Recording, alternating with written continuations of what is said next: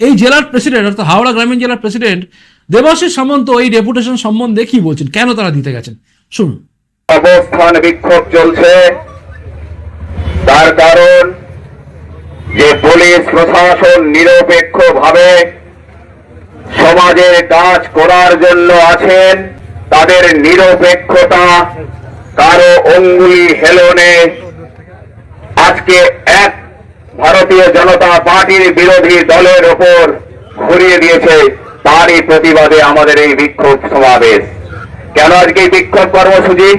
কিছুদিন আপনারা জানেন, আজকে এখানে একটা কারখানার মালিক নালা বুঝিয়ে দিয়ে প্রাচীর করে গ্রামের মানুষ যাতে বৃষ্টিতে ভেসে যায় তার জন্য প্রাচীর তৈরি করেছে।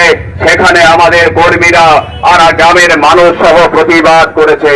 এখানে চক্ষুশূল, কারণ এখান থেকে যে কারখানার মালিকের থেকে টাকা তুলে বর্তমান শাসক দলের নেতা মন্ত্রী থেকে এমনকি পুলিশ প্রশাসনের কাছে যায়। তাই মিথ্যে মামলায় আমাদের দুজন কর্মকর্তাকে গ্রামের মানুষকে এই রাজাপুর থানায় অ্যারেস্ট করে লোকাপে ভরে কোর্টে চালান করে দিয়ে তাদের জেল হেফাজতের ব্যবস্থা করে।